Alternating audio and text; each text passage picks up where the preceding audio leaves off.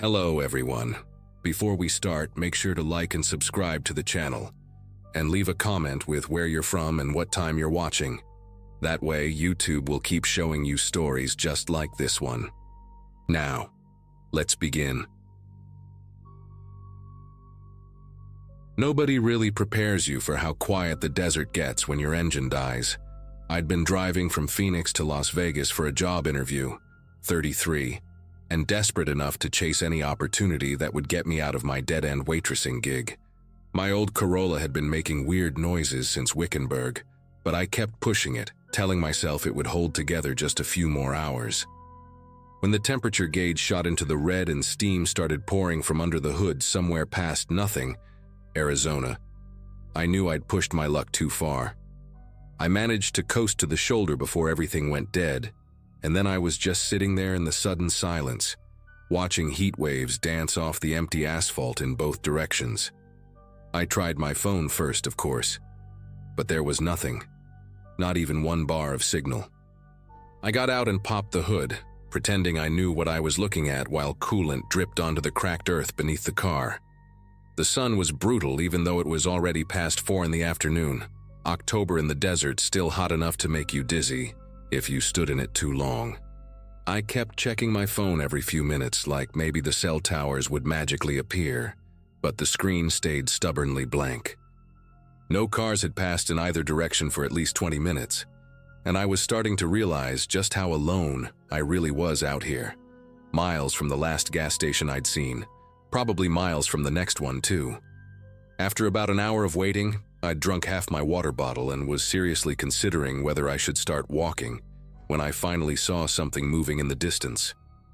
It was coming from behind me, a dark shape wavering in the heat mirages, and as it got closer I could make out an old pickup truck, maybe from the 80s, painted some faded color between brown and rust. The truck slowed as it approached, and I found myself stepping back from the road a little, suddenly aware of how vulnerable I looked standing there alone. But what choice did I have? I needed help, and this might be the only vehicle I'd see for hours. The truck pulled up behind my car, and the engine cut off with a rattling sigh that reminded me of my grandfather's old farm equipment. The driver's door opened and a man stepped out, probably in his 50s, wearing jeans and a plaid shirt that had seen better days. He had one of those faces that could have belonged to anybody's uncle, kind of weathered but not threatening, with gray stubble and crow's feet around blue eyes. He walked toward me with this easy, unhurried stride, and when he smiled, it reached his eyes in a way that made me relax just a little. "Car trouble?" he asked, and his voice had this gentle drawl that made me think of Sunday dinners and church potlucks. I explained about the overheating, and he nodded like he'd heard this story 100 times before, then went to look under my hood, making those thoughtful humming sounds men make when they want you to think they know what they're doing. "Radiator's shot," he announced after a few minutes, wiping his hands on his jeans. "You're gonna need a tow, and the nearest shop is in Kingman, about 40 miles up the road. I can give you a ride there if you want. Got nothing but time today." He must have seen me hesitate because he quickly added, "Or I can just call someone when I get to town, but honestly, tow trucks out here can take 4-5 hours sometimes, and it'll be dark soon." I looked at the sun, already starting its descent toward the horizon, painting the desert in shades of orange and gold. The thought of being stranded here alone after dark made my decision for me. I grabbed my purse and phone from the car, locked it even though it seemed pointless out here, and followed him to his truck. The inside of his truck smelled like cigarettes and something sweet, maybe old coffee or energy drinks. There were receipts scattered on the dashboard, a rosary hanging from the rearview mirror, and a collection of air fresheners that had long since stopped freshening anything. I buckled my seatbelt as he started the engine, and we pulled onto the highway heading west. For the first few minutes, everything seemed normal enough.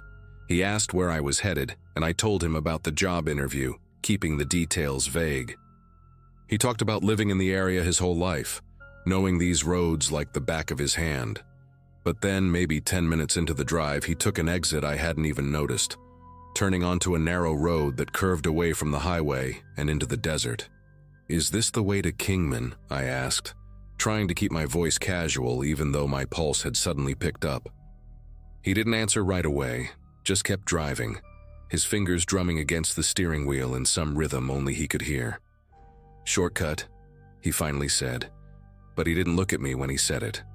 Main roads got construction this time of day, backs everything up for miles. These back roads are better, quicker. The road we were on was barely paved, more dirt than asphalt in places, and I couldn't see any signs or markers anywhere. I shifted in my seat, suddenly very aware that my door handle wasn't where my hand expected it to be. When I found it and gave it a subtle tug, nothing happened. The lock was down, but when I reached to pull it up, it wouldn't budge. "Child locks," he said, and I could see him watching me from the corner of his eye.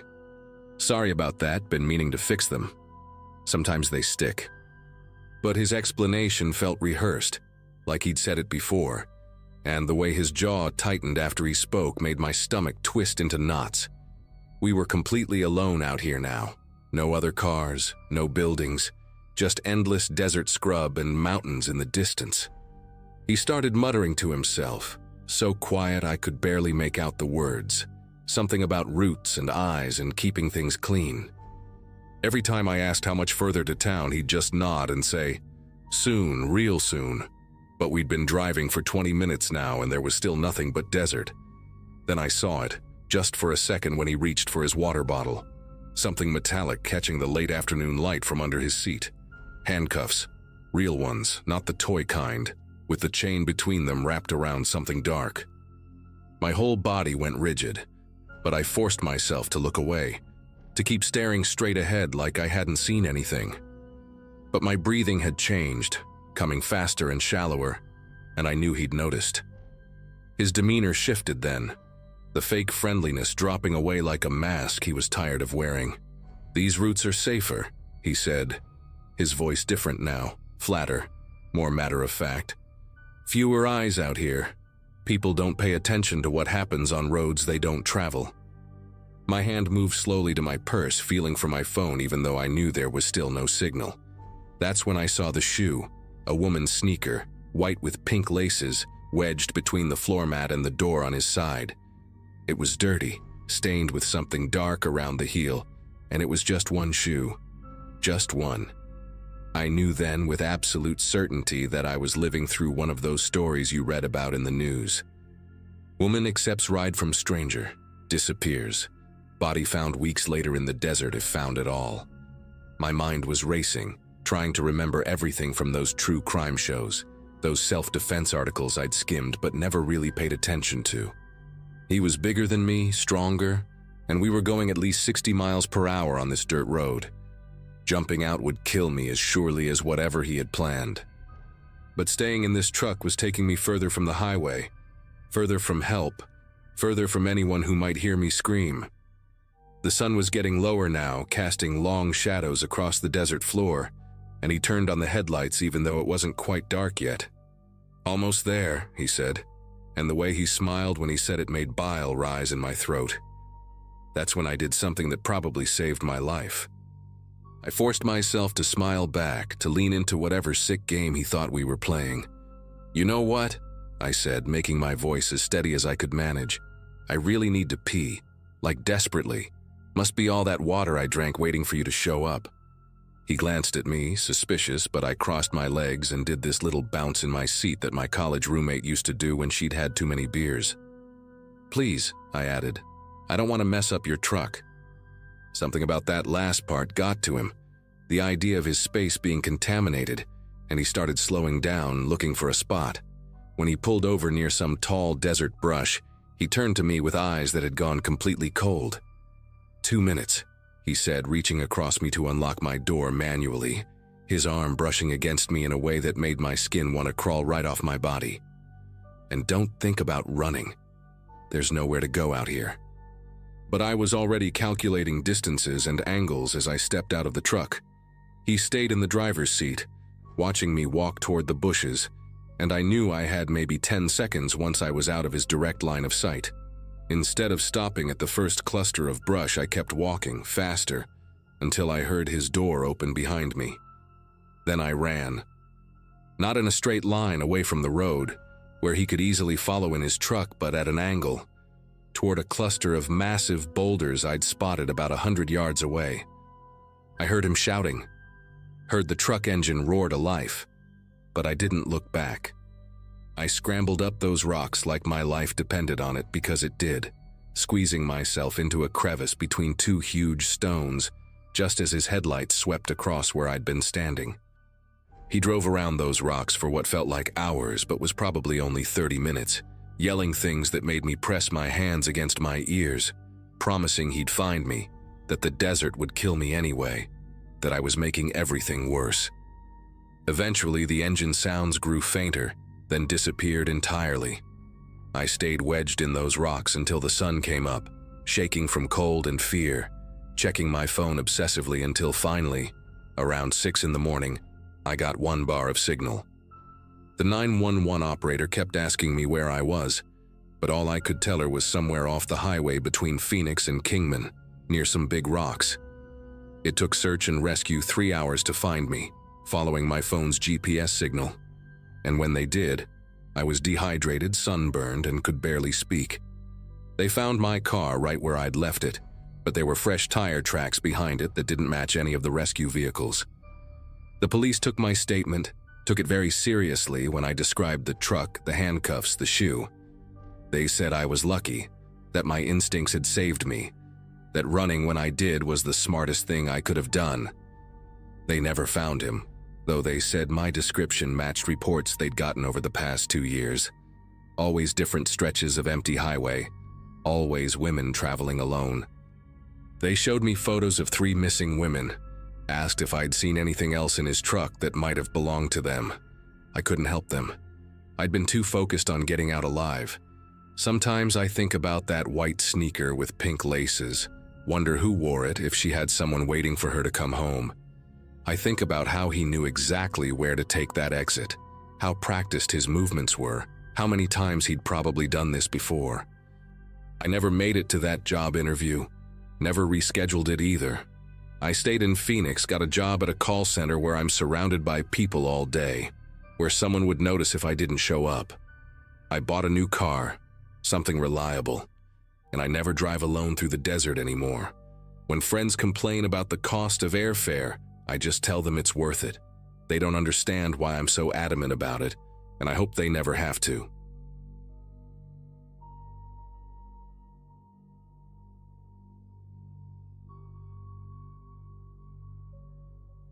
Everyone warned me about taking Highway 50 through Nevada in August, but when you're trying to make it to a job interview in Salt Lake City and your flight gets canceled, you do what you have to do. I'd borrowed my brother's old Ford Explorer, the one he swore could handle anything, and left Reno around noon on a Thursday. 4 hours into the drive, somewhere between Fallon and Austin, where there's nothing but sagebrush and heat mirages for miles, the temperature gauge started climbing into the red. I pulled over immediately, killed the engine, and popped the hood to a cloud of steam that burned my face. The radiator was done, completely blown, and antifreeze was pooling under the car like green blood. I grabbed my phone to call for help, but of course there was no signal, not even a single bar, just that mocking, no service message that might as well have said, "You're screwed." I waited about 20 minutes for the engine to cool down, trying to convince myself that maybe I could limp to the next town. But when I turned the key, the Explorer made a grinding sound and died completely. Austin was at least 30 miles ahead and Fallon was 50 behind me. I had maybe half a bottle of water, dress shoes because of the interview, and the sun was hitting that special kind of brutal, where the asphalt actually looks wet from the heat waves. I locked the car, left a note on the windshield saying I'd walk toward Austin, and started moving. My father had always told me to stay with the vehicle in situations like this, wait for someone to come by. But after 40 minutes without seeing a single car pass, I figured walking gave me better odds than sitting in a metal box slowly cooking myself. About an hour into my walk, maybe 3 miles from the Explorer, I stopped to take a tiny sip of water and noticed something on a ridge to my right, maybe a quarter-mile off the road. It was a dark blue SUV, one of those big Chevrolet Suburbans just sitting there among the scrub brush and rocks. The thing was covered in dust like it had been there for days, but what made me pause was how it was positioned, facing directly toward the highway, toward me. I figured maybe someone else had broken down and abandoned their vehicle. Happens all the time out here. But then I saw the sun glint off the windshield in a way that meant the glass was clean, recently cleaned. I kept walking, telling myself I was being paranoid, that the heat was getting to me, but I couldn't help glancing back every few minutes. 20 minutes later, I checked again, and the SUV had moved. Not drastically, but it was definitely on a different part of the ridge, maybe 100 yards closer to where I was now. Same vehicle, same dusty blue color, but parked at a slightly different angle, still facing me. My mouth went dry, and it wasn't just from the heat. I picked up my pace, my dress shoes already giving me blisters that felt like hot coins pressed against my heels. I tried to rationalize it. Maybe there were two similar vehicles. Maybe I was getting confused by the heat shimmer. But when I looked back again after another 15 minutes, the Suburban was on an even closer ridge, parallel to where I was walking.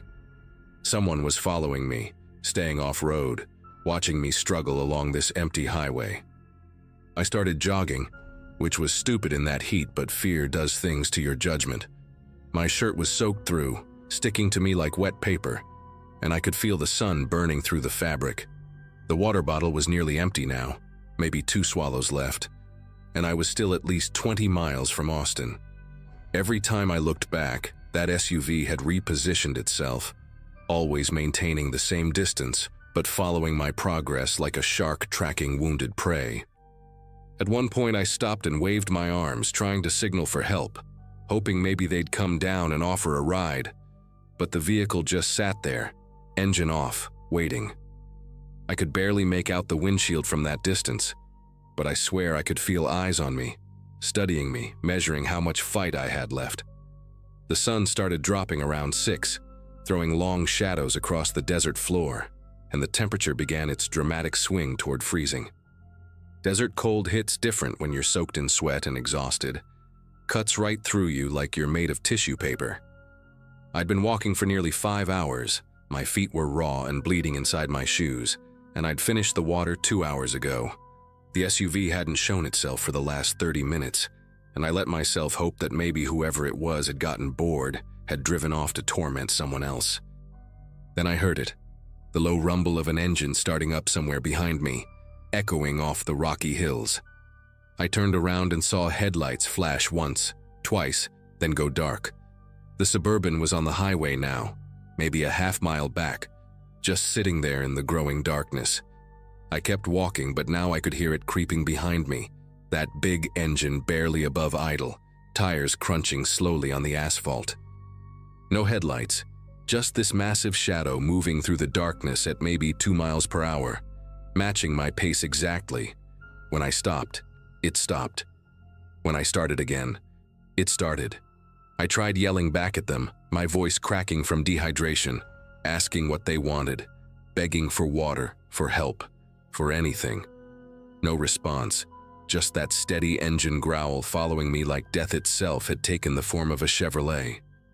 My legs were shaking now, not just from exhaustion but from the cold that was settling into my bones, and I knew I couldn't keep this up much longer. I thought about leaving the road, heading into the desert, but that would be suicide, even without someone hunting me. The terrain out there was all ravines and loose rock, impossible to navigate in the dark, especially in dress shoes that were already falling apart. Plus, whoever was in that SUV knew this area, had been tracking me off-road all afternoon like they'd done it before. They were waiting for something, waiting for me to collapse, to give up, and the sick part was they were enjoying it. I could tell by the way they'd flash their lights occasionally, just to remind me they were there, or rev the engine slightly when I stumbled.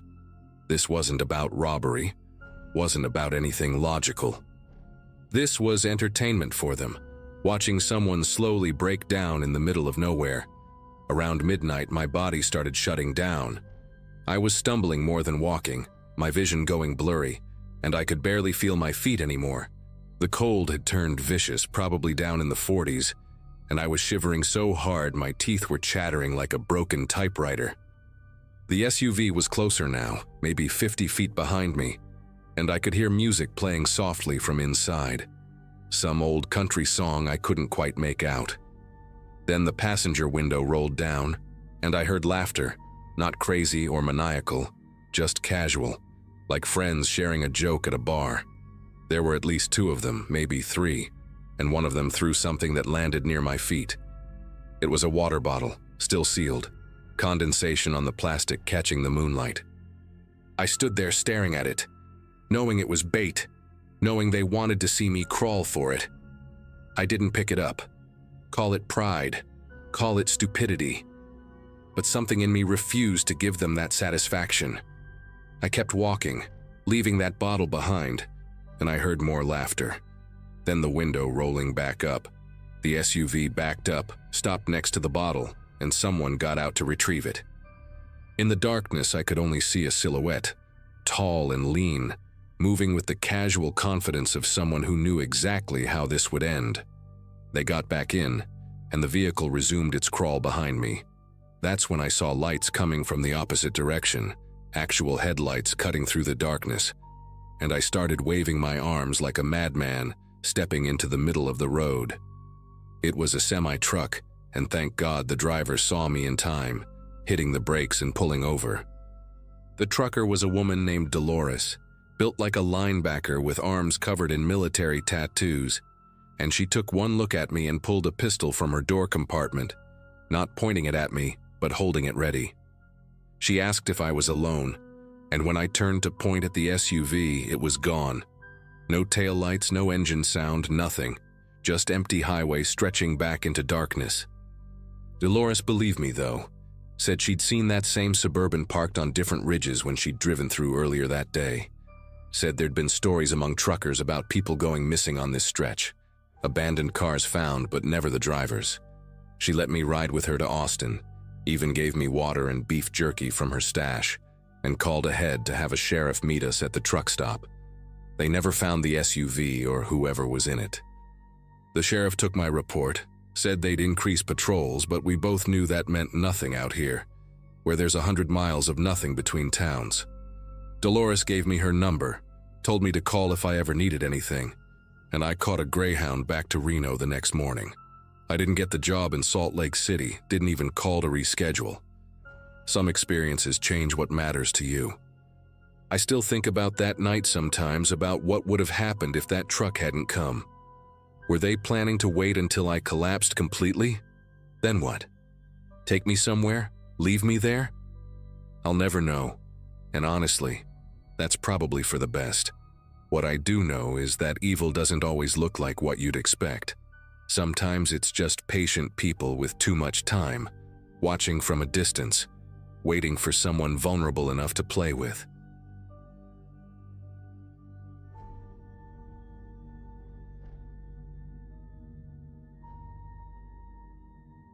Nathan and I had exactly 4 days to get from Ohio to California before that warehouse job started. And the 12-year-old Corolla we bought for $800 was our only shot at making it happen. We found it on Craigslist from this retired teacher who kept apologizing for the faded paint and the duct tape holding the side mirror, but he swore the engine was solid, said he'd driven it to Florida just last year without any problems. Both of us had dropped out of college the semester before, and this job in Fresno was paying $18 an hour with guaranteed overtime, which was more money than either of us had ever made. We threw our stuff in garbage bags, tossed them in the back seat, and figured if we took turns driving straight through and slept at rest stops, we'd have just enough cash left for gas and maybe some actual meals instead of living on energy drinks and beef jerky. Nathan's mom cried when we left, kept saying we were idiots for trusting our lives to some stranger's old car. But when you're drowning in student loans and the best job you can find locally is 10 hours a week at a grocery store, you take the chances you get.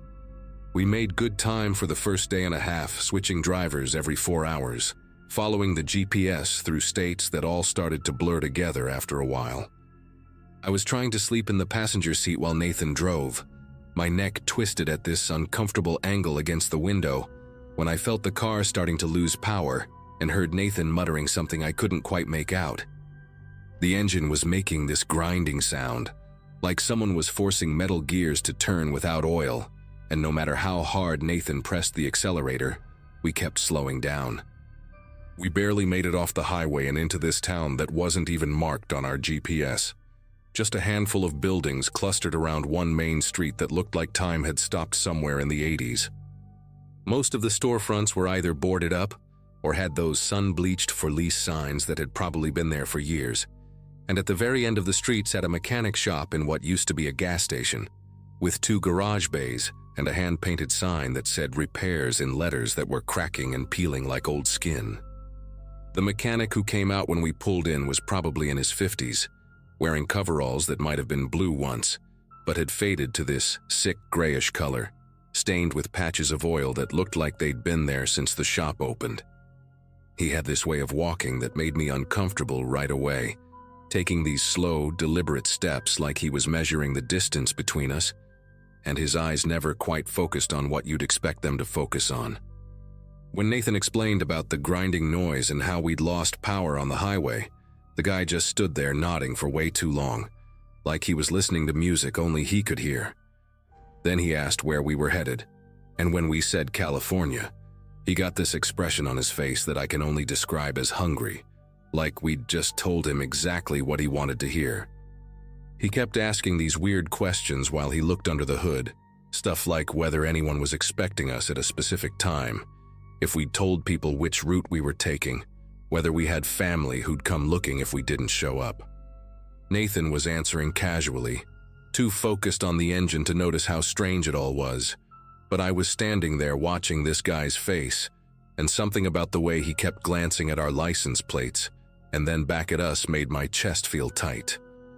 He told us the problem was with the fuel pump, said it was barely hanging on, and we were lucky we made it to his shop when we did, because another few miles, and we would have been stranded on the highway with no cell service for 20 miles in either direction.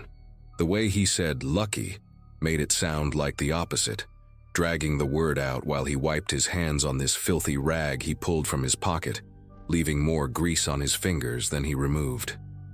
He quoted us $300 for the repair, said he happened to have the right pump in stock, which was unusual for such an old model. Wasn't that fortunate, and he could have us back on the road in about an hour. Nathan and I exchanged looks because $300 would eat up almost all our emergency fund. But what choice did we have? While the mechanic worked, he kept up this steady stream of conversation, talking about how not many people came through anymore, how the interstate had killed the town, how he sometimes went weeks without seeing new faces. He had this assistant, a younger guy maybe in his 30s with a lazy eye and fingernails caked with dirt, who never said a word but kept walking past us to grab tools he clearly didn't need, staring at us sideways like we were animals in a zoo. When the mechanic finally said we were good to go, he made this big show of starting the engine and revving it, grinning at us with teeth that were all different shades of yellow and brown, some of them looking like they were rotting right out of his head.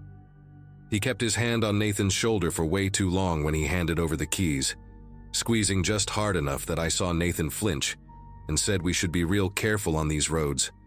Lots of dangerous curves coming up. Wouldn't want anything unfortunate to happen to two nice boys like us. The assistant was standing in the doorway to the office, blocking it partially with his body, and I noticed he had our credit card receipt in his hand even though we'd paid cash, waving it slowly like he was trying to memorize the numbers. Nathan practically dragged me to the car, both of us moving faster than we wanted to admit, and we peeled out of there without looking back, both of us pretending we weren't as scared as we actually were.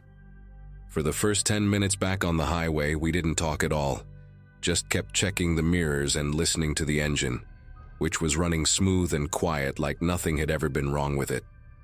Nathan finally broke the silence, saying something about how we should call his mom when we got cell service back, let her know we were okay, and I was about to agree when I noticed the temperature gauge starting to creep up. It was subtle at first, just edging past the normal range, but within another 5 minutes it was climbing steadily toward the red zone. Nathan was already slowing down, looking for a place to pull over, when we heard it. This soft tapping sound coming from under the hood, rhythmic and deliberate, like someone knocking on a door. The smell hit us next, this sweet chemical odor that made my eyes water, and Nathan barely got us onto the shoulder before smoke started pouring out from the edges of the hood. We sat there for maybe 30 seconds, both of us knowing we should get out and look, but neither of us wanting to, when Nathan grabbed my arm hard enough to bruise and pointed at the side mirror. There was a truck coming up behind us, moving slower than the rest of the traffic. This rust-covered Ford that I recognized immediately because it had been parked beside the mechanic shop with its hood popped open like it was being worked on. The mechanic was driving. I could see his silhouette through the windshield, and he wasn't trying to pass us or pull over to help, just maintaining this steady distance about 50 feet back, close enough that we could see him, but far enough that it might look coincidental to anyone else. Nathan tried to start the car again, but the engine just made this horrible screeching sound, and more smoke billowed out, thick and black now, making it hard to see through the windshield. The truck behind us flashed its lights once, real slow and deliberate, not like someone trying to be helpful, but like someone sending a signal, letting us know they were there, that they were waiting. I grabbed Nathan's phone to call for help, but we still had no signal. Just that no service message mocking us from the screen. And when I looked back, the truck had pulled closer, maybe 30 feet now, and I could see the assistant in the passenger seat, leaning forward like he was eager for something to happen. Nathan was saying we should get out and run, just leave everything and run into the field beside the highway. But I kept thinking about what the mechanic had said about 20 miles without cell service in either direction. How he'd smiled when he said it like he was sharing some private joke. The truck's engine revved behind us, not moving any closer but not backing off either, and I realized they were waiting for something specific, maybe for the rest of the traffic to thin out, maybe for it to get darker, maybe just enjoying watching us panic. I fumbled with the hood release, thinking maybe I could see what they'd done, fix it somehow. But Nathan grabbed my wrist and pointed ahead where another car was pulling over. This beat-up sedan with a family inside, the dad already getting out to walk toward us. The truck behind us immediately started moving, passing us at normal speed like any other vehicle would, the mechanic not even glancing our way as he went by. But I saw the assistant turn his head to stare at us, dragging his finger across his throat real slow before they disappeared around the next curve. The dad from the sedan was this heavy-set guy wearing a baseball cap with some trucking company logo on it, and he took one look under our hood and whistled low, shaking his head like he'd never seen anything like it. He pointed to this melted mess of wires and hoses that looked like someone had taken a blowtorch to them, asked us if we'd been driving with the temperature light on, but we both knew that Gage had been reading normal until just a few minutes ago. His wife stayed in their car with their kids, 2 little boys pressing their faces against the window to watch, and the dad offered to call a tow truck once they got to the next town with cell service, maybe 15 miles up the road. Nathan and I looked at each other, both thinking the same thing, that we couldn't wait here alone for a tow truck that might take hours to arrive, not with that mechanic knowing exactly where we'd broken down. The dad must have seen something in our faces because he offered to give us a ride to the next town, said there was a Motel 6 there where we could wait safely, and we didn't even hesitate before grabbing our bags and cramming into his back seat with his kids. The whole ride, I kept watching the mirrors, expecting to see that rust-covered truck appear behind us. But there was nothing, just regular traffic and the kids asking their dad a million questions about why we'd left our car behind. The dad dropped us at the motel like he'd promised. Wouldn't even take the $20 Nathan tried to give him for gas. Just told us to be more careful about where we got our cars fixed, and drove off with his family. We got a room on the 2nd floor, as far from the stairs as possible, and Nathan called his mom while I stood at the window, watching every vehicle that pulled into the parking lot. We told her the car had broken down but left out everything else, didn't want to sound crazy or make her worry more than she already was. Around midnight, just when I was starting to think maybe we were being paranoid, maybe it had all been some weird coincidence, I saw it. The truck, creeping through the parking lot with its headlights off, moving between the rows of parked cars like it was looking for something specific. It stopped right below our window, engine idling rough and loud, and the assistant got out, walking around to the back of the truck where he pulled out what looked like a toolbox. The metal tools inside clanking against each other with every step he took toward the motel's entrance. Nathan was already on the phone with 911, whispering our location, and saying there were people following us who had sabotaged our car, and I could hear the dispatcher asking him to speak up, to slow down, to explain what was happening. I kept my eyes on the assistant, watched him try the door to the motel office, which was locked since it was past midnight, then saw him walk along the first floor, stopping at each room's window like he was listening for something. The mechanic got out of the truck then, carrying what looked like a slim Jim for breaking into cars, and they both started moving more purposefully, heading toward the exterior stairs that led to the second floor. Nathan was practically yelling into the phone now, telling them to hurry, that these men were coming up the stairs, and I grabbed the desk chair and wedged it under the door handle just as we heard footsteps on the metal stairs outside. The doorknob rattled, gentle at first like someone testing it, then harder, more insistent, and we could hear the assistant's breathing through the thin door, heavy and excited like a dog that had cornered its prey. The police arrived maybe 3 minutes later, but those were the longest 3 minutes of my life. Listening to them working on the lock, feeling the door shake as they put their weight against it, hearing the mechanic's voice for the first time, low and calm, telling us to just open up, that he only wanted to talk, that we'd forgotten something at his shop. The sound of sirens made everything stop, and through the window I watched them both sprint back to their truck, the assistant dropping his toolbox in his panic, tools scattering across the asphalt. They peeled out of the parking lot just as the first police car turned in, and the officers found us barricaded in our room, both of us shaking so hard we could barely speak. They took our statements, said they'd send someone to check on the mechanic shop, but when they called us the next morning, the place was completely abandoned, cleared out like nobody had been there in years. Nathan's mom drove out to get us that afternoon, didn't say a word about us being idiots the whole ride home, just kept touching our shoulders like she needed to make sure we were really there. We never made it to that warehouse job in California, never even tried to reschedule, and to this day I still check my mirrors constantly when I drive, still feel my chest tighten whenever I see a rust-covered truck, still wonder sometimes what would have happened if that family hadn't stopped to help us on the highway.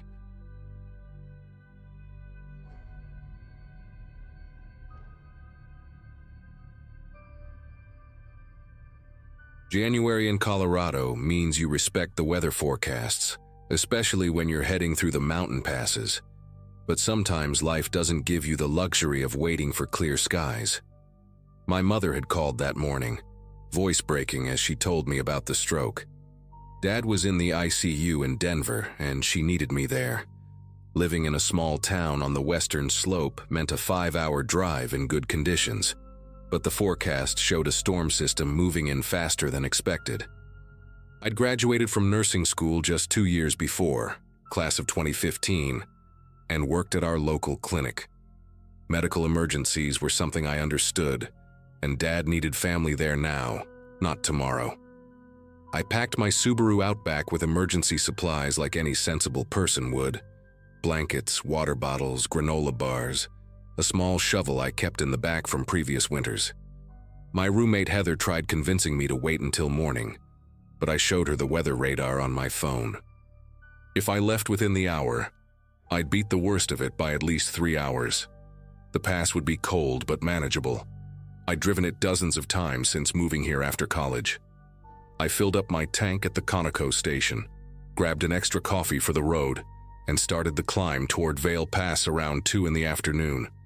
The sky looked heavy but calm, that deceptive gray that makes you think maybe the meteorologists got it wrong this time. Everything changed about 90 minutes into the drive. I'd just passed the last exit before the real climb begins when the first fat snowflakes hit my windshield. Not the gentle dusting the forecast predicted, but those heavy wet flakes that stick instantly and multiply like cells under a microscope. Within 10 minutes, the road went from black asphalt to that dangerous slush that grabs your tires and pulls you sideways. Other cars started slowing down, hazard lights blinking through the increasing white. I turned my radio to the emergency weather station and heard the words that made my chest tighten. Unexpected blizzard conditions, wind gusts up to 60 miles per hour, visibility near zero. They were closing the pass behind me, but I was already too far up to turn around safely. The smart thing would have been pulling off at the next chain-up area and waiting it out with the semi-trucks, but Dad's face kept flashing in my mind. Mom texting me updates every hour, each one making the situation sound worse. "Your father's asking for you," she'd written 20 minutes ago. "The doctors want to run more tests." So I kept driving, speedometer dropping to 30, then 20, then 15 miles per hour. My defroster worked overtime trying to keep the windshield clear, but ice built up faster than the blades could handle. I leaned forward, peering through a small, cleared patch, following the barely visible taillights of a pickup truck ahead. When those lights suddenly veered right and disappeared, I realized too late that the truck had taken an exit. I was alone on what I thought was still the main road, but the snow had erased all the lane markings, all the signs, everything that tells you where pavement ends and shoulder begins. I felt the exact moment my right tires caught the soft shoulder, that sickening pull to the side, the steering wheel fighting against my grip. I tried to correct gently, remembering everything they teach you about not oversteering in snow, but the car had already decided its own path. We slid sideways in slow motion, the world rotating past my windows in a white blur.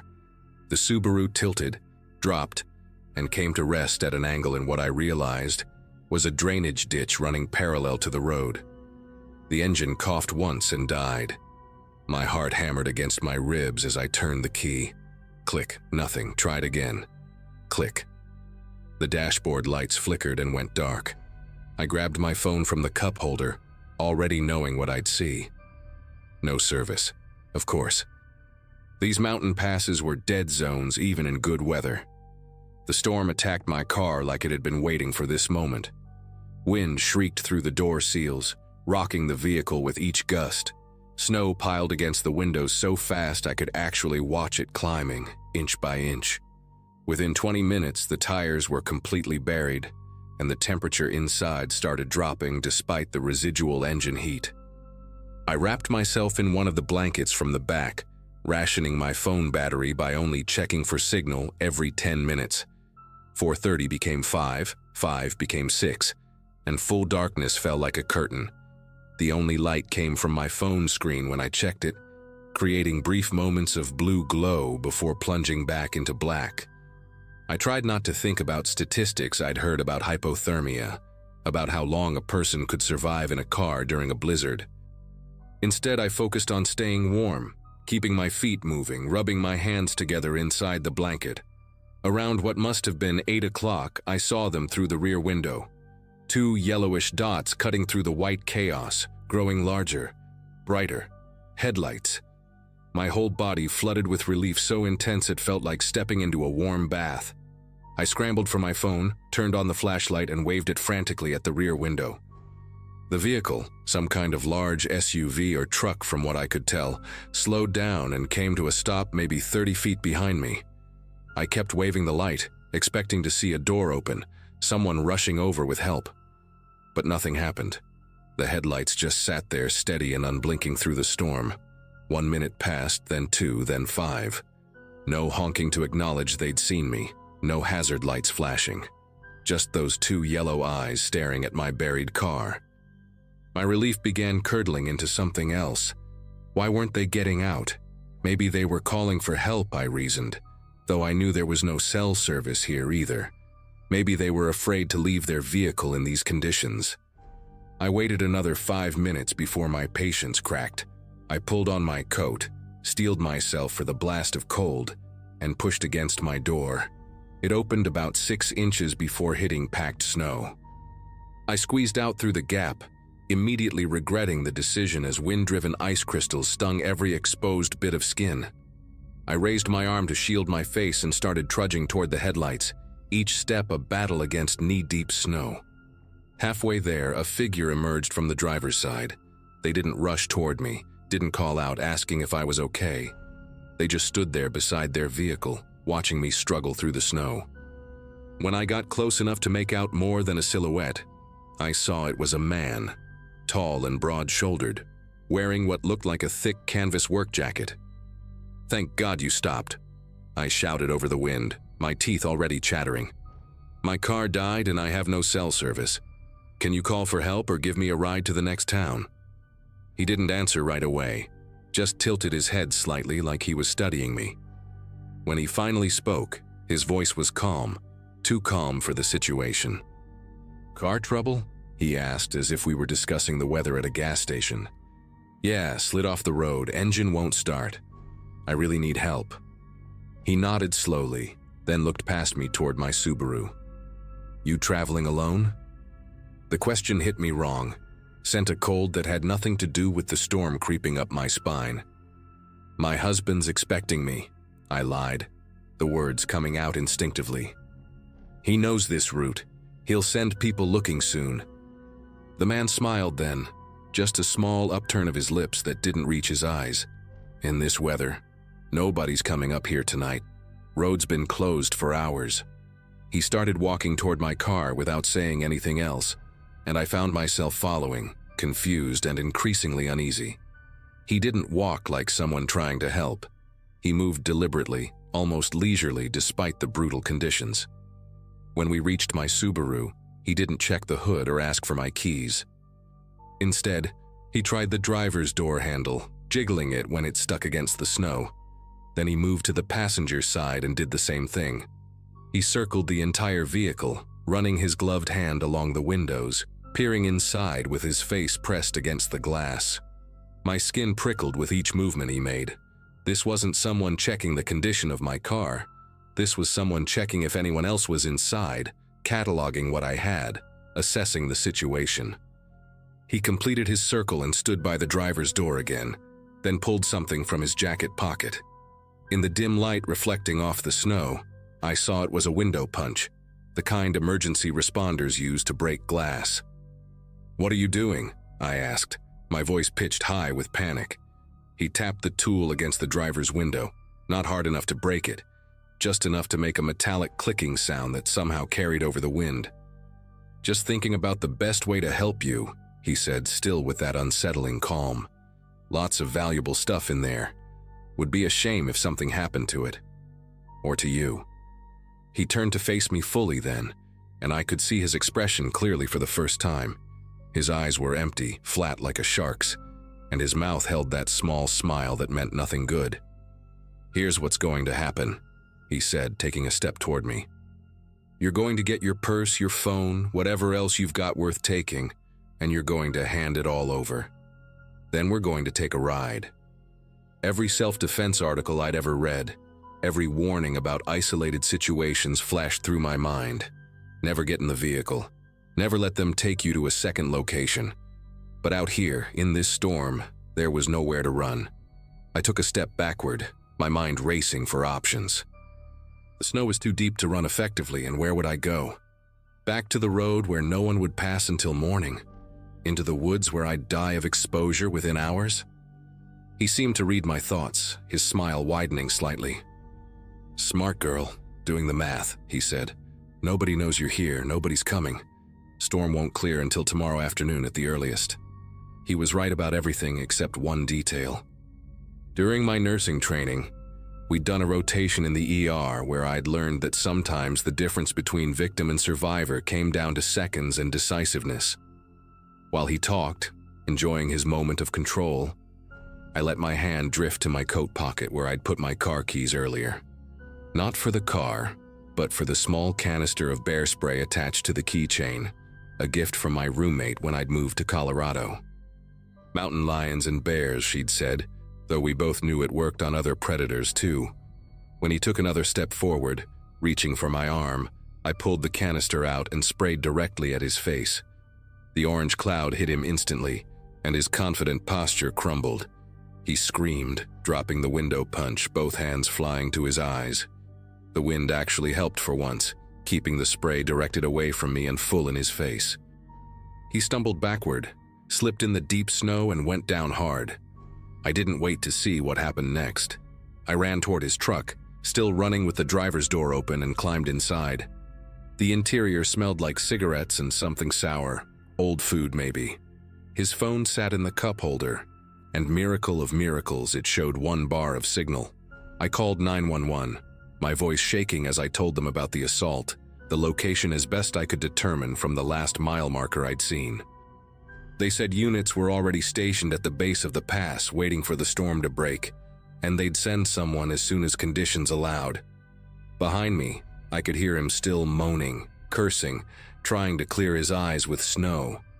I locked the truck doors and waited, watching him in the mirrors as he eventually struggled to his feet and stumbled off into the storm, heading down the mountain on foot, rather than face what was coming. The police found me 3 hours later, still sitting in his truck with the heater running, the bear spray canister clutched in my lap. They found him too, about a mile down the road, half frozen and still partially blind, huddled behind a guardrail. Turns out this wasn't his first attempt at using weather as cover. There had been 2 other reports from the previous winter, women who'd gone missing during storms on mountain passes, their cars found abandoned. They never proved he was connected to those cases, but he got 15 years for attempted kidnapping and assault. I made it to Denver the next afternoon, after the roads reopened and a tow truck pulled my Subaru out. Dad recovered from his stroke, slowly but surely. We don't talk about what happened on the pass, but he knows something changed in me that night. I still drive through mountains, still respect the weather, but now I understand that sometimes the storm isn't the real danger. Sometimes it's what uses the storm as cover, waiting for someone vulnerable, someone alone, someone who thinks the worst thing that can happen is getting cold.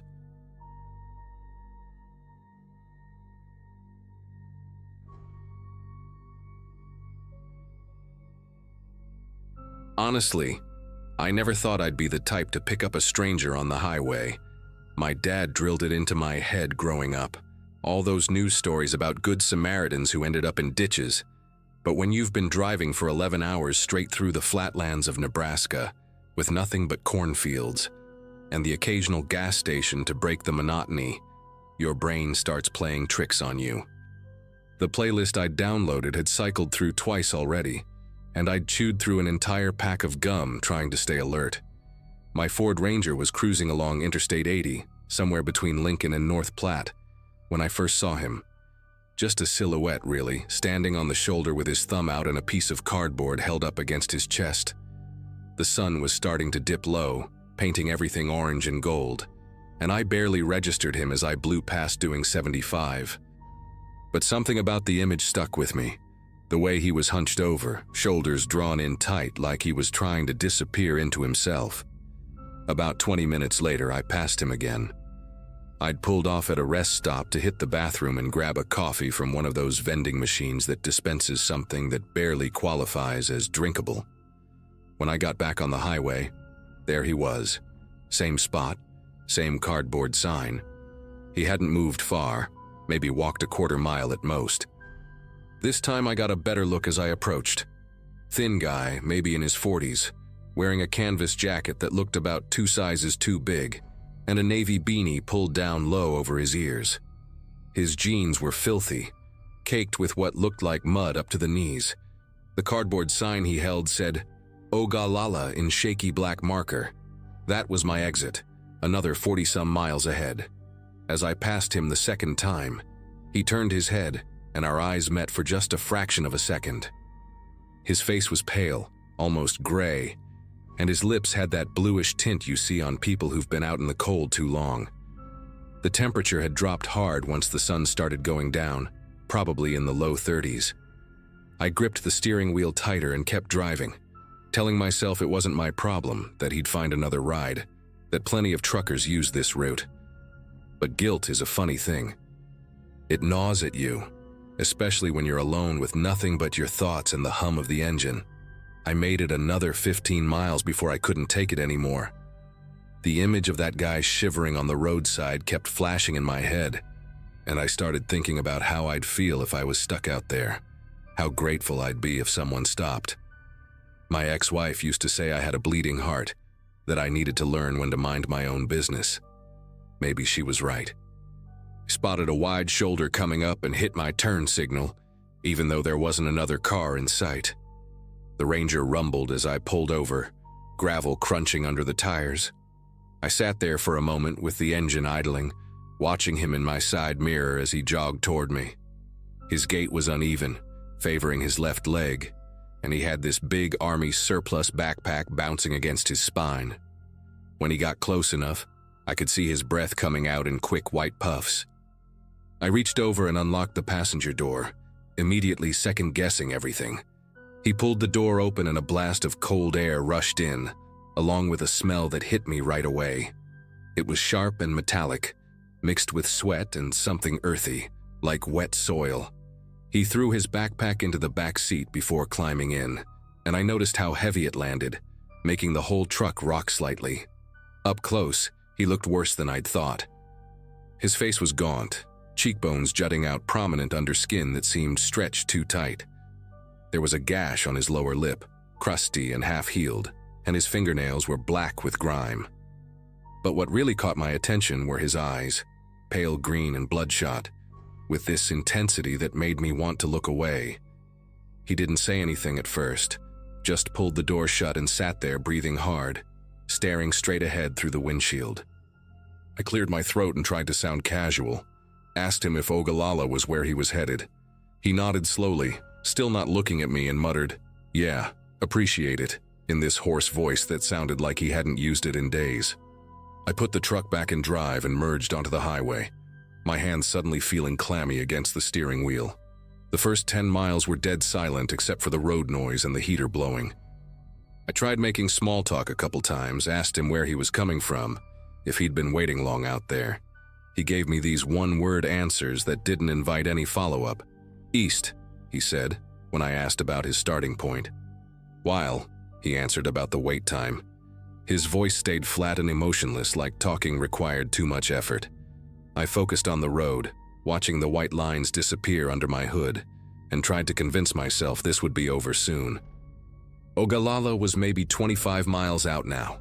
I could handle 25 miles. Then he shifted in his seat, and I heard the zipper of his backpack being pulled open behind me. The sound made every muscle in my body tense up, but I kept my eyes forward, didn't want to seem paranoid. Through my peripheral vision, I could see him rifling through the bag, moving things around. Then he zipped it back up, but not all the way.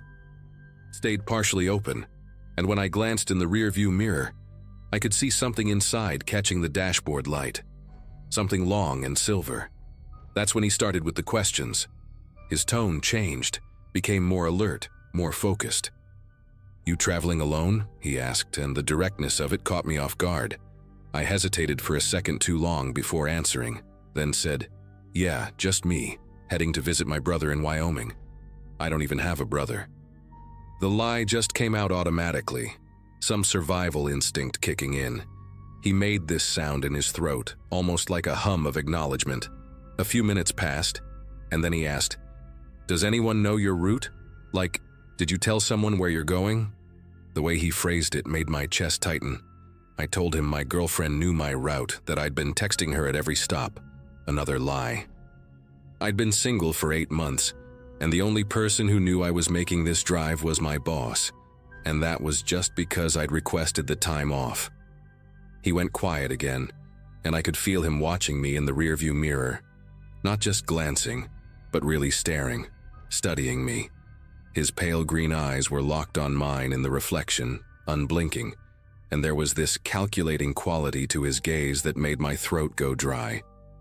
I adjusted the mirror slightly, pretending I needed to check for traffic, really just trying to break that eye contact. "Do you usually pick people up?" he asked next, and there was something different in his voice now, something almost amused. I said no, that I normally don't, that I just felt bad seeing him out there in the cold. He laughed at that, this short, bitter sound that didn't contain any real humor. "That's good," he said. "Being predictable gets people hurt." I didn't know what to say to that, so I didn't say anything. My mind was racing now, playing out scenarios, calculating distances. We were still a good 15 miles from Ogallala, maybe 20 minutes at this speed. The highway stretched out empty in both directions. No other headlights visible anywhere. The sun had fully set now, and darkness pressed in on all sides, broken only by my headlights cutting through the night. He leaned forward suddenly, bringing his face closer to the gap between the seats, and I could smell that metallic scent again, stronger now. "You've got nice hands," he said, which was such a bizarre thing to say that I actually turned to look at him. Big mistake. His expression had changed completely. That blank, exhausted look was gone, replaced by something sharp and alert. He was smiling, but it was all wrong, didn't reach his eyes at all. That's when I saw his sleeve. His right arm was resting on the center console now, and the cuff of his jacket had ridden up just enough to expose his forearm. There were dark stains on the fabric, brown and crusty, running from his wrist up toward his elbow. Not mud. I'd convinced myself earlier that the stains on his jeans were mud, but this was different. This was unmistakably dried blood, and a lot of it. My eyes flicked to the rearview mirror again, to that partially unzipped backpack, and this time I could see it clearly. The handle of a hunting knife, the kind with a 6 or 7-inch blade, jutting out from between a wadded-up shirt and what looked like a rolled tarp. The handle was wrapped in black paracord and the pommel had this distinctive red cap. My heart was slamming against my ribs now, so hard I thought he must be able to hear it. Every single instinct in my body was screaming that I'd made a catastrophic mistake, that I was trapped in a confined space with someone dangerous, that the next exit was too far away and there was nowhere to run at 70 miles per hour. I had to do something. Sitting there paralyzed wasn't an option, and I knew that showing fear might trigger him, might make him act. So I forced myself to take a breath and tried to think clearly despite the adrenaline flooding my system. I remembered reading somewhere that you should humanize yourself to attackers, make them see you as a person, rather than a target. My voice came out steadier than I expected when I started talking, telling him about how I'd been driving since early morning, how I was exhausted and probably should have stopped at a motel hours ago. I mentioned the conference I was supposedly heading to in Cheyenne, made up details about presentations and colleagues, anything to fill the silence and seem normal. He didn't respond, just kept watching me with those pale eyes. Then I saw lights ahead, the glow of a truck stop maybe 2 miles up. A plan formed in my head, desperate but the only thing I could think of. I told him I needed to fuel up, that I was running close to empty. It was a lie. I had half a tank, but he couldn't see the gauge from where he sat. He tensed up immediately, said he'd wait in the truck, that he didn't like crowds. I insisted, said the company credit card required me to go inside and prepay. Another lie. My hands were gripping the wheel so tight my knuckles had gone white. As I took the exit and pulled into the truck stop, I could see it was busier than most of the places I'd stopped at. There were at least a dozen big rigs parked in the lot, their running lights glowing in the darkness, and through the windows I could see people moving around inside the convenience store. The fluorescent lights looked almost blinding after the darkness of the highway. I pulled up to a pump and killed the engine, and the sudden silence felt deafening. He was staring at me hard now, his jaw clenched tight, and I could see his right hand had moved to rest on top of that backpack in a way that seemed very deliberate. I opened my door and stepped out, my legs shaky, and started walking toward the store. Every step felt like it took forever, and I was terrified I'd hear his door open behind me, hear footsteps following. But when I glanced back, he was still in the truck, watching me through the windshield. The moment I got through those glass doors, I went straight to the clerk behind the counter, a heavy-set woman with tired eyes who barely looked up from her phone. I told her I needed her to call the police, that there was a man in my truck who I believed was dangerous. She must have seen something in my face because she put the phone down immediately and asked what was happening. I explained as quickly as I could, keeping my voice low, telling her about the blood, the knife, the questions he'd been asking. She didn't hesitate, just picked up the landline behind the counter and dialed 911. While she was talking to the dispatcher, I moved to the window and looked out at my truck. He was still sitting there, but his posture had changed. He was twisted around now, looking at his backpack, and I saw him pull the knife out fully, holding it low against his leg where it wouldn't be visible from outside. My stomach lurched. The clerk finished the call and told me State Patrol was about 15 minutes out, that they were sending 2 units. She said I should stay inside, that her manager was in the back, and there were a couple of truckers getting coffee who would help if anything happened. Those 15 minutes felt like hours.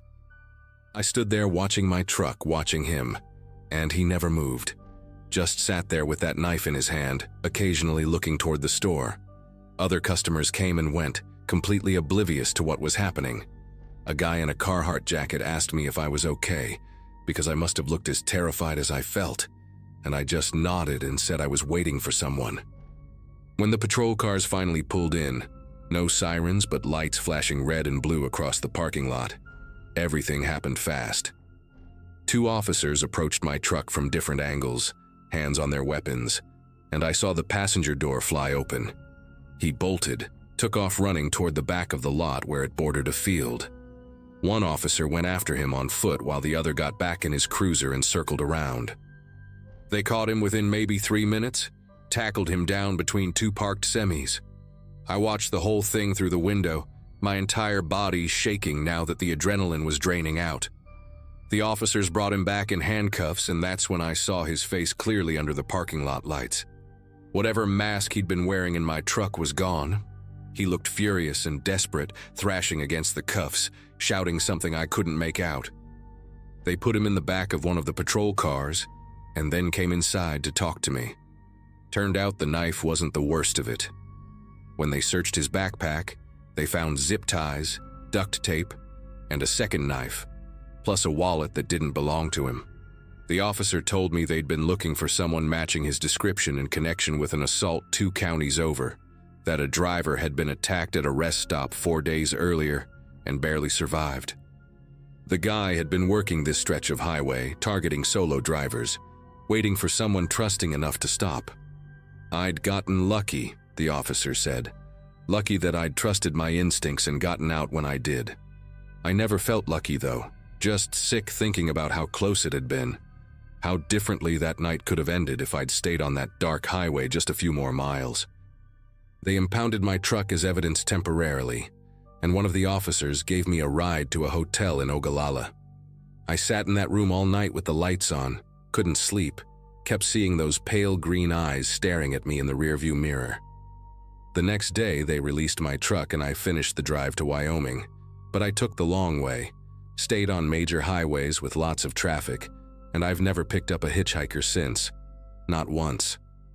Some lessons you only need to learn one time, and mine came with a hunting knife and dried blood on a stranger's sleeve.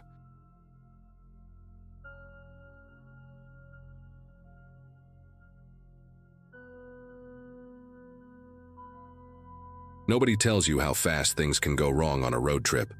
My girlfriend Vanessa and I had been planning this drive for months, saving up vacation days from our jobs to finally take 2 weeks and just disappear into the mountains. We left Portland on a Friday morning in May, my old Nissan Pathfinder packed with camping gear, a cooler full of sandwiches, and a playlist we'd spent an entire evening putting together. Vanessa worked as a nurse at a pediatric clinic, and I did IT support for a medical supply company, which meant we were both desperate for this break from fluorescent lights and the same 4 walls. The route we picked took us through some of the most remote parts of the Cascades, winding roads that barely saw traffic except during peak summer months. We were both in our early 30s, old enough to know better than to wing it completely, but young enough to still think we were invincible. That first day felt perfect. The kind of perfect that makes you forget the world exists outside your car windows. We'd been driving for about 6 hours when the temperature gauge started climbing. It happened gradually at first, just a slow creep past the halfway mark, then suddenly it was in the red, and steam was hissing from under the hood. I pulled over immediately, heart pounding because we were in the middle of nowhere, surrounded by pine trees so thick you couldn't see more than 20 feet into the forest.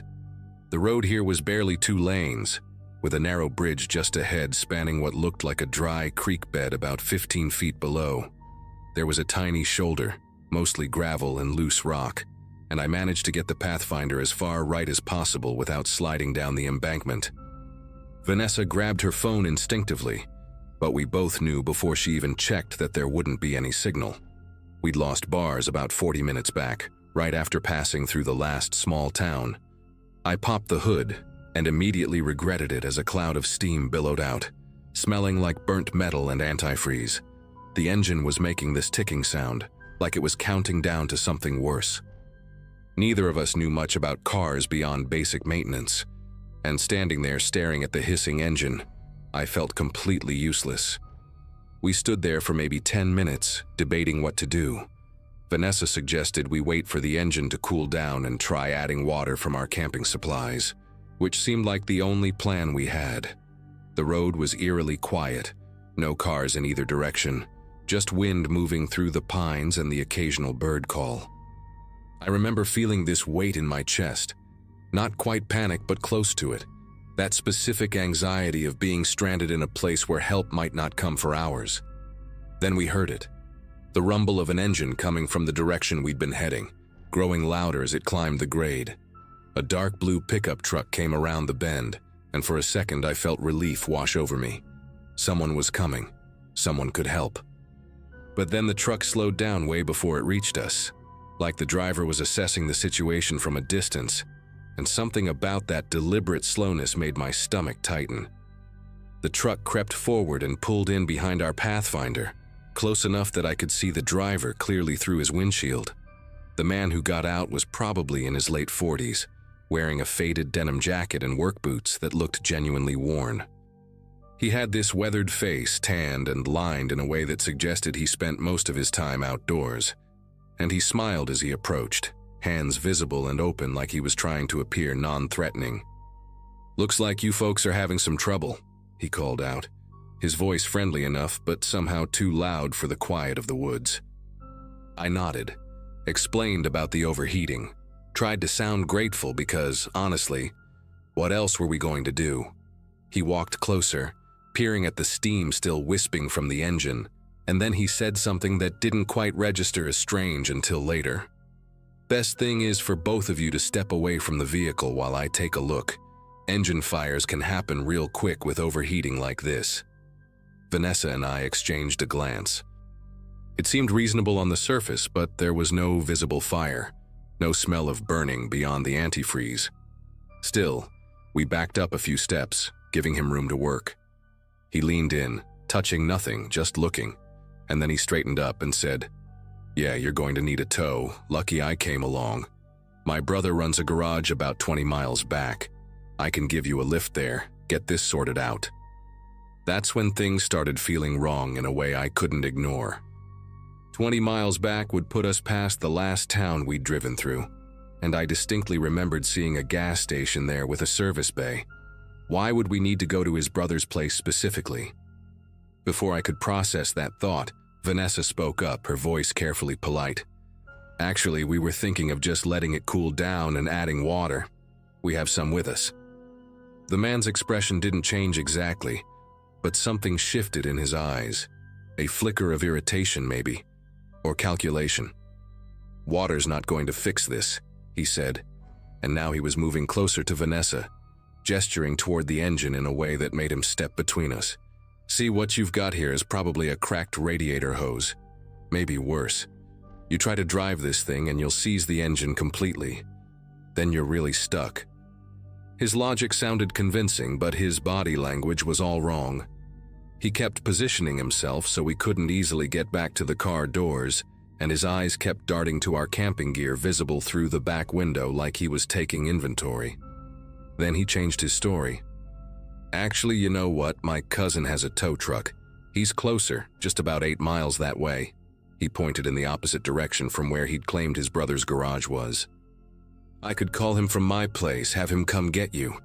Vanessa's hand found mine, her fingers cold despite the warm afternoon. I could feel her pulse racing through her palm. The man was now standing directly in front of our car, blocking the driver's side door. Still talking, but his words were starting to blur together in my head, because all I could focus on was how deliberately he'd moved into that position. "The thing is," he continued, and his smile was still there, but it looked painted on now, "You folks really shouldn't stay out here. It's not safe. There's been problems on this stretch of road. People getting stranded, bad things happening." The way he said bad things made every hair on my neck stand up. He wasn't warning us. He was threatening us, and the mask of helpfulness was slipping. I noticed his truck was running, still idling behind ours, and he'd left the driver's door open. My mind was racing through options, none of them good. We were miles from anywhere, no cell service, and this man clearly didn't want to just help us with our car. He wanted us away from it, isolated, vulnerable. Vanessa squeezed my hand harder, and I knew she'd arrived at the same conclusion I had. We needed to get out of there, engine problems or not. I made my voice as steady as I could manage. "We really appreciate you stopping, but I think we're going to try the water first. We don't want to put you out." I started moving toward the passenger side of the Pathfinder, pulling Vanessa with me, trying to circle around the front of the car to get to the driver's door without being obvious about it. The man stepped sideways, mirroring our movement, and now he wasn't smiling at all. "I don't think you understand the situation," he said, and his tone had dropped lower, more insistent. "You can't stay here. It's not a suggestion." That last part came out almost angry, like we'd insulted him by refusing his help. My heart was slamming against my ribs. Vanessa moved first, suddenly breaking away from me and going straight for the driver's door while I lunged for the passenger side. The man shouted something, started moving toward us, but we were faster. I threw myself into the seat and Vanessa already had the keys in the ignition, her nurse training kicking in with that same calm efficiency she used during emergencies at work. The engine turned over once, twice, and I was certain it wouldn't start, that we'd be trapped there with this man who was now at the driver's window. His face contorted with rage, pounding on the glass with his fist. The engine caught. Vanessa threw it into drive and we lurched forward, the temperature gauge already climbing back into the red, steam starting to pour from under the hood again. Behind us, the man was running back to his truck, and I watched in the side mirror as he jumped in. He was coming after us.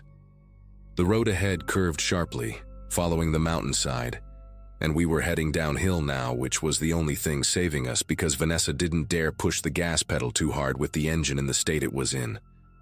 The Pathfinder shuddered and coughed, making horrible grinding noises, but it kept moving.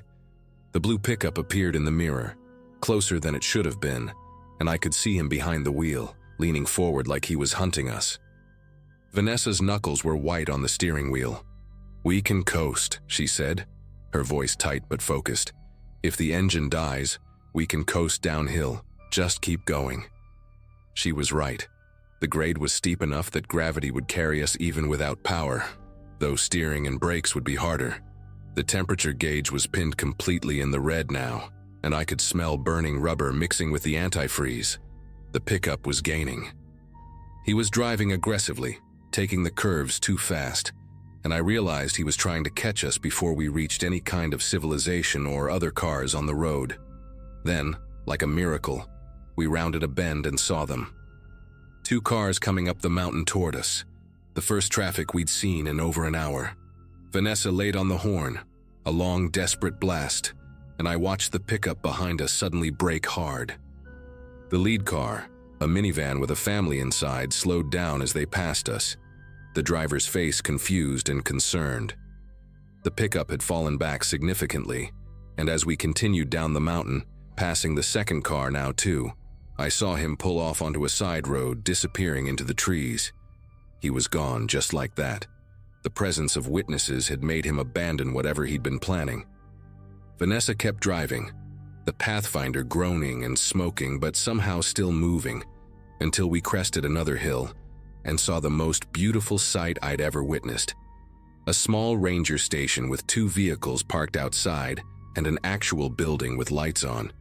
She pulled into the lot and the engine finally gave up completely, dying with a sound like a mechanical death rattle.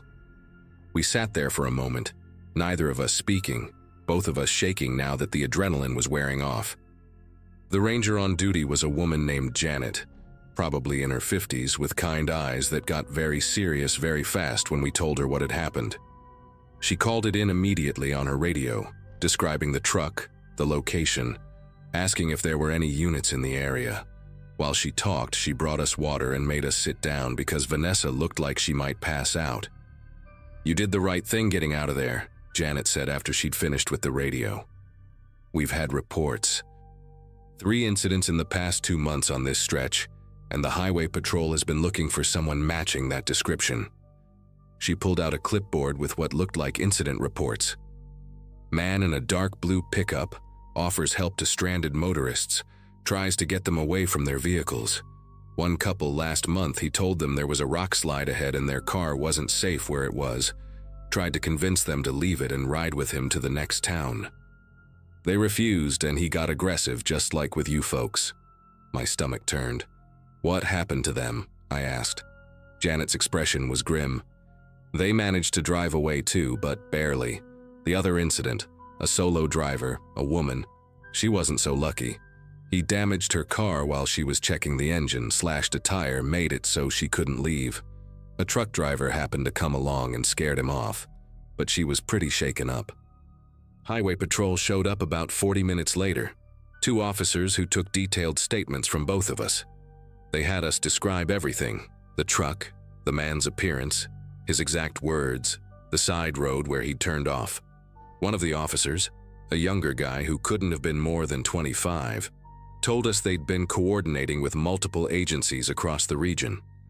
"He's smart," the officer said, and I hated how much respect was in his voice for this predator's methodology. "He targets people in remote areas, always offers help that sounds legitimate at first, tries to separate them from their vehicle or get them isolated.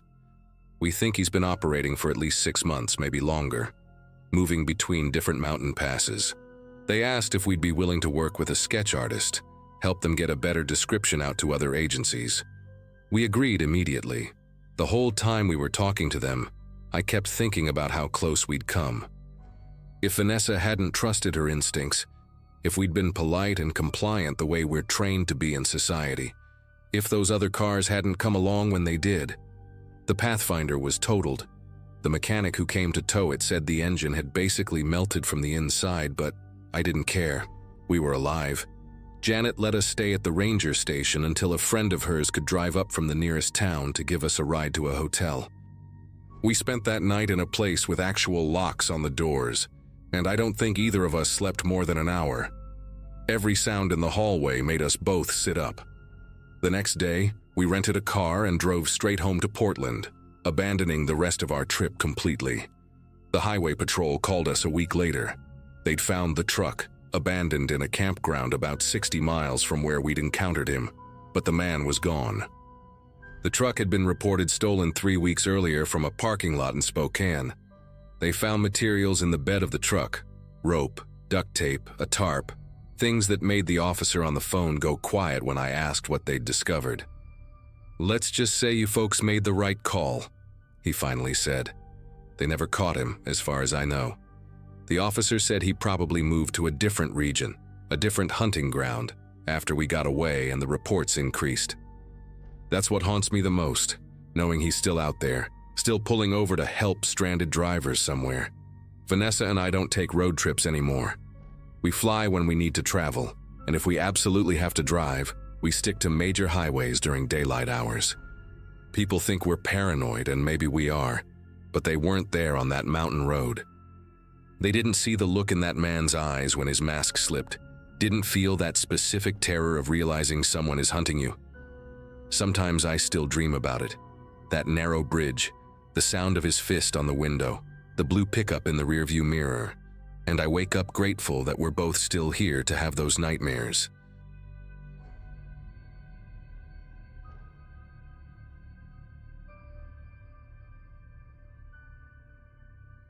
Long drives have always felt like a strange mix of freedom and limbo for me, and that particular trip was supposed to be a reset from a rough stretch at work. I was traveling with my friend Colin, someone I'd known since high school, the kind of guy who kept road trips lively with random playlists and stories I'd already heard a dozen times. We weren't rushing anywhere, just cutting across states with no fixed schedule, stopping whenever we felt like stretching or grabbing snacks. The day had been quiet so far, the kind of steady sunlight that makes the pavement shimmer, and the miles blur together. Somewhere between the endless stretches of farmland and clusters of tiny towns, I noticed an old cream-colored sedan in the rearview mirror, a model from the early 2000s with dull headlights and a mismatched front bumper. It didn't stand out at first, just another car on a two-lane highway, but something about the way it lingered behind us eventually caught my attention. A lot of drivers passed, others fell back, but that one kept appearing in the same spot, not too close, not too far. Our first stop was at a small gas station that looked like it hadn't been updated in 20 years. The kind with faded soda posters taped crookedly to the windows and a single ice machine humming louder than it should. Colin went inside to grab jerky and energy drinks while I topped off the tank, enjoying the short break from the monotony. That's when I spotted the sedan again pulling into the far end of the lot. It didn't approach the pumps right away. Instead, it idled for a few seconds before settling into a parking spot facing the road. The driver never got out, at least not while we were there. At the time, I brushed it off as coincidence. Highways connect everything. People end up crossing paths without meaning to. Still, the image of the car sitting there with dark windows and a slightly tilted front license plate stuck with me longer than it should have. We got back on the road, and after a while the creeping tension faded. Colin joked about how my highway paranoia was finally kicking in after all these years, and I laughed it off, even though I kept glancing at the mirrors more than usual. We stopped again a couple of hours later, this time at a convenience store attached to a tiny diner. The sun was dropping a bit, turning everything that soft golden color that makes gas pumps look almost nostalgic. I walked around to stretch, feeling the stiffness in my legs, and for a moment the world just felt normal again. Kids whining for candy inside, the cashier shouting a greeting to someone she knew, the clatter of dishes from the diner next door. Then as we pulled out onto the road again, I caught a glimpse of something in the side mirror that made my chest tighten in a way I couldn't explain. The same cream-colored sedan was emerging from the store's exit lane, merging behind us like it had been waiting. By then, even Colin had stopped joking, though he tried to play it cool. He leaned forward in his seat, watching through the passenger mirror as the sedan kept pace behind us. Not tailgating, not drifting away, just hanging there like it had subscribed to our trip. We tested it in small ways, turning off abruptly onto a less traveled road, taking a detour through a small town with narrow streets and a dozen confusing intersections, even pulling off into a scenic overlook to take photos. Each time, it eventually reappeared. Not immediately, not dramatically, just at some point, quietly returning to its usual position a few cars behind. The repetition made the whole situation feel strange, like we had stumbled into someone else's plan without realizing it. I kept trying to rationalize it. Same route, same direction. Long drives attract patterns. But the more I tried to explain it, the heavier the unease became. We decided the safest move was to head toward a bigger rest stop, one of those large ones with fast food chains, long rows of parking, and plenty of people moving around. The traffic picked up as we got closer, and the sedan slipped in behind a couple of trucks, making it harder to track. For a few minutes, I thought we'd lost it, and that maybe we'd spent the entire afternoon spooking ourselves over nothing. The lot was crowded when we pulled in, families walking their dogs, kids chasing each other between parked cars, people carrying bags of food back to their vehicles. It felt like a small pocket of safety after hours of empty roads. We parked near the center, surrounded by minivans and SUVs, and the noise of conversations and car doors slamming helped loosen the tension that had built in my shoulders. Colin stretched his arms and said something about grabbing fries, and I almost let myself relax. Then I caught sight of it again. The cream-colored sedan rolled slowly into the lot, passing the first few rows as if searching for something specific. It didn't pull into a space near us, and for a second I wondered if I was imagining patterns where none existed. But then it settled several rows away, angled slightly toward our direction, engine still running. The driver stayed inside, unmoving, the silhouette barely visible through the glare on the windshield. There was something unnerving about how still the car looked in a place full of motion. Kids darting between cars, people weaving in and out, yet that one vehicle remained fixed in place. Colin noticed my expression shift and followed my gaze. "He's back?" he asked quietly, and I nodded, the discomfort creeping back faster than I wanted to admit. Inside the rest stop building, the air conditioning blasted hard enough to sting a little after the thick heat outside. We walked slowly past a row of vending machines, pretending to browse while keeping an eye on the windows facing the parking lot. The sedan stayed put. No door opening, no sign of movement, just that still, angled presence.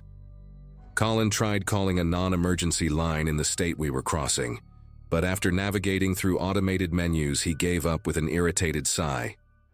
We debated asking someone working the counter, but what exactly were we supposed to say? "There's a car just sitting out there?" People do that all the time on long trips. That was the worst part.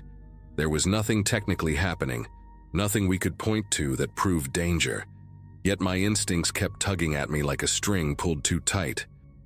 We lingered longer than necessary inside, bought food we didn't want, walked slow laps between the restrooms and the small travel gear section, anything to stall time. Eventually, though, there was no excuse left, and we headed back outside. The sedan was still there. Same angle, same silence. The sun had dipped lower, turning the sky a muted orange-gray that made the lot feel less cheerful than before.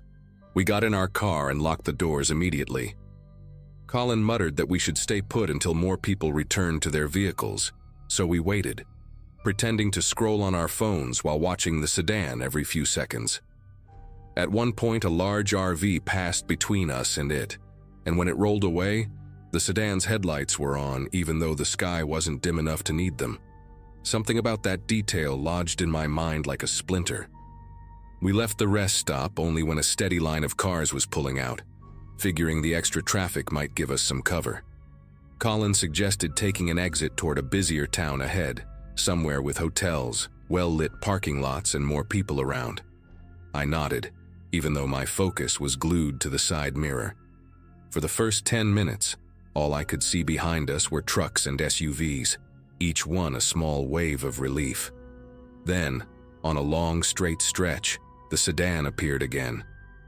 This time it merged from a different on-ramp, slotting itself 3 or 4 cars back like it had never lost track of us. The realization made my throat tighten, the kind of pressure that makes it hard to swallow. Colin whispered, "How is that even possible?" And I didn't have an answer. The road felt smaller after that, like we were being funneled into someone else's route. The moment we spotted signs for a state police station a few miles ahead, Colin insisted we take the exit. I turned on the blinker earlier than necessary, hoping the sedan wouldn't react, and we veered off the highway onto a short access road lined with tall grass and a few industrial buildings. The sedan stayed on the main road and didn't follow the exit, at least not where we could see. Even then, neither of us celebrated. We drove straight into the police lot and parked in front of the building, the kind of place with a flagpole out front and a single patrol car idling near the entrance. Inside, we explained what had been happening to a desk officer, who listened with a serious expression, jotting down the make and color of the vehicle. He didn't dismiss us, which somehow felt both reassuring and alarming at the same time. Another officer joined the conversation, a woman with sharp eyes and a voice that carried a weight of experience. She asked specific questions: how many stops the car had appeared at, whether we ever saw the driver, whether the sedan ever pulled close enough to read the plate. She exchanged a glance with the desk officer, and I didn't miss how subtle that glance was.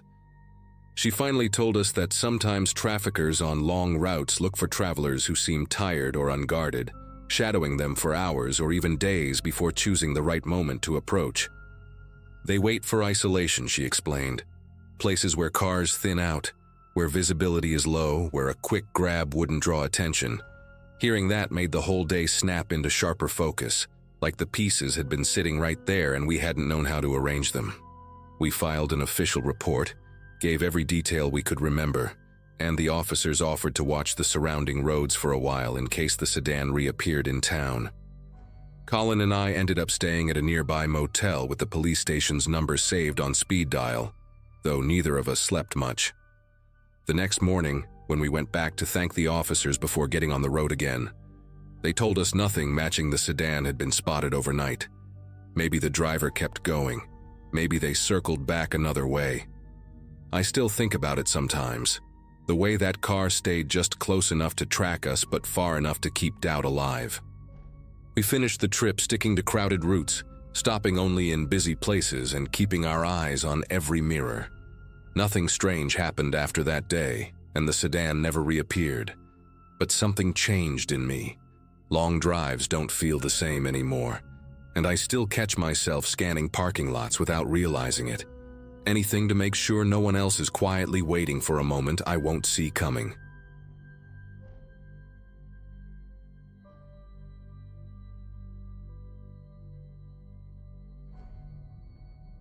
Pulling into that motel felt more like giving in than making a choice.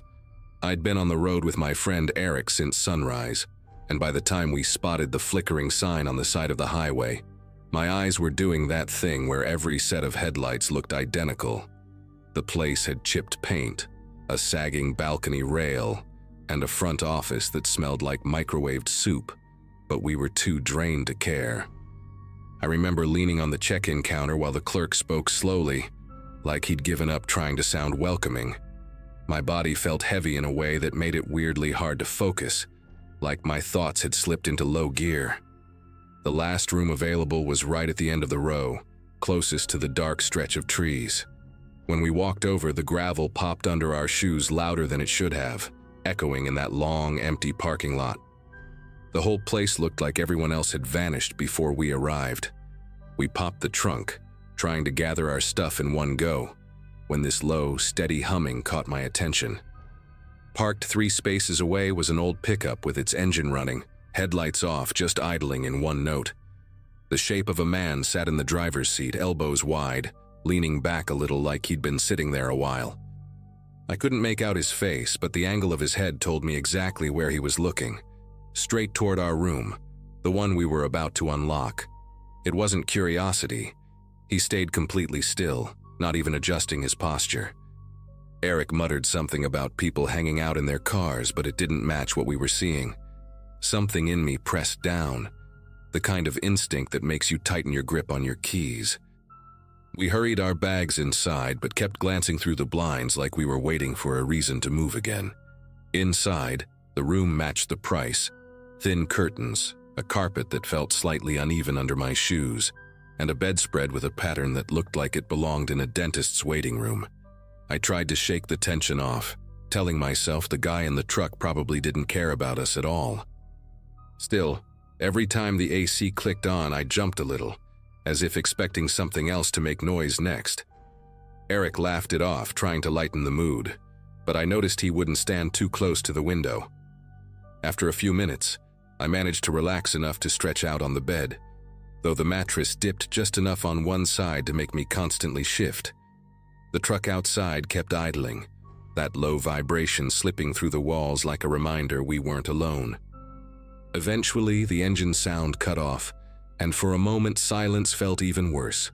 I must have drifted in and out because the next thing I remember is this soft metal click coming from the door.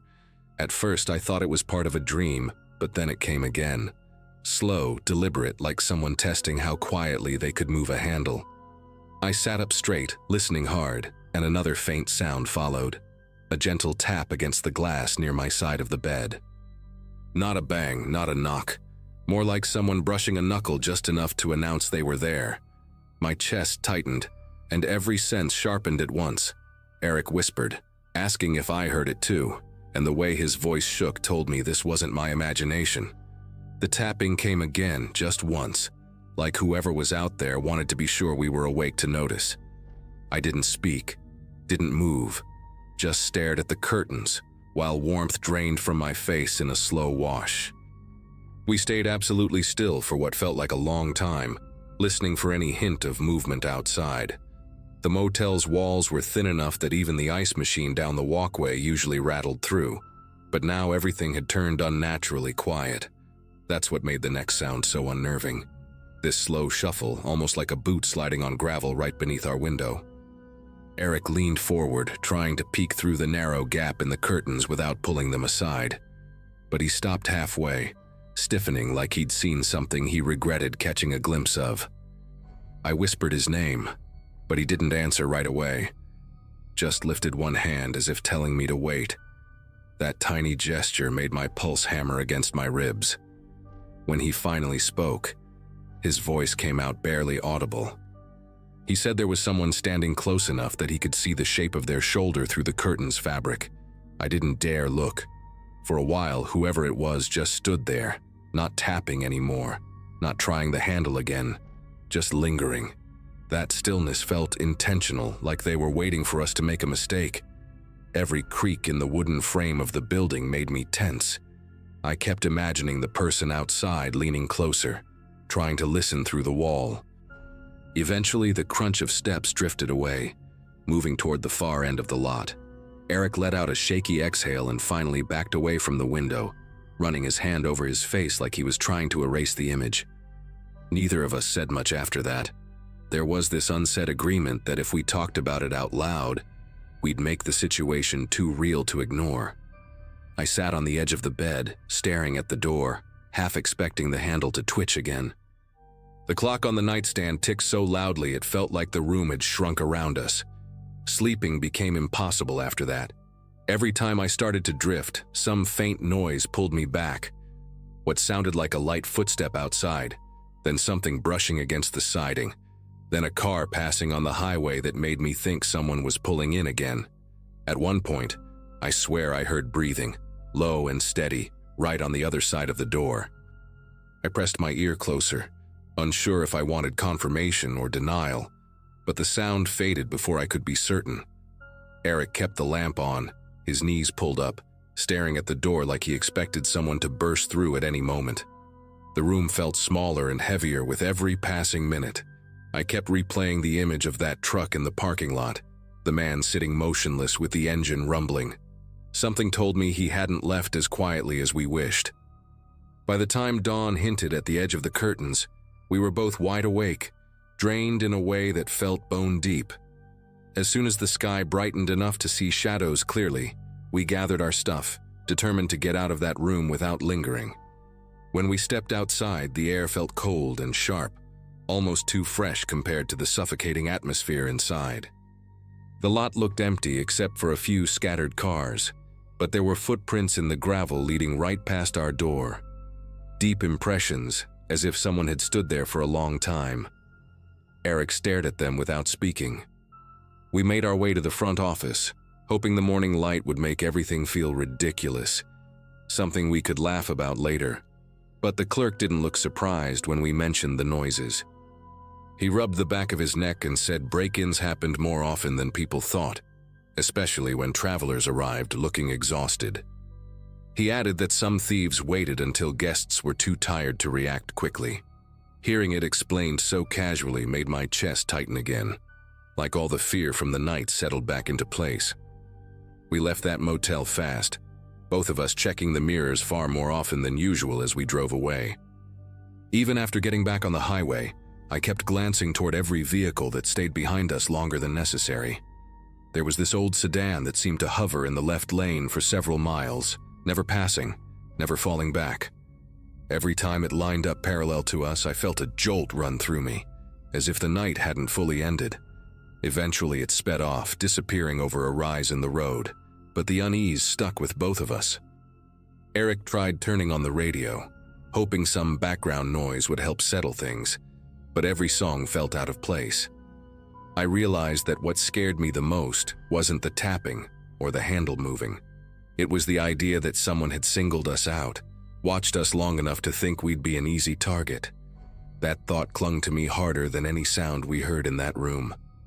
Hours later, we pulled into a small diner, deciding we needed real food before our nerves got any worse. While we sat there, the waitress, a middle-aged woman with a messy apron and a calm voice, asked if we were coming from the motel down the road. When we nodded, she sighed like she'd asked the question too many times already. She said travelers stopped in all the time talking about strange noises and people wandering the lot at night. According to her, the place didn't bother upgrading security because guests rarely stayed more than one night. Hearing her say that made something click in my mind. The man in the truck hadn't stared at us by accident. He'd been waiting for someone exactly like us. Two people so tired they barely looked around before unlocking their door. I felt a wave of disgust knowing we'd been seen as an opportunity. After leaving the diner, we agreed we'd never stay at a roadside place like that again, no matter how exhausted we were. The rest of the drive was quiet, both of us processing everything in our own way. Every so often, Eric would tap the steering wheel in this jittery rhythm he didn't seem aware of, and I caught myself checking the door lock 3 or 4 times even though it was obviously secure.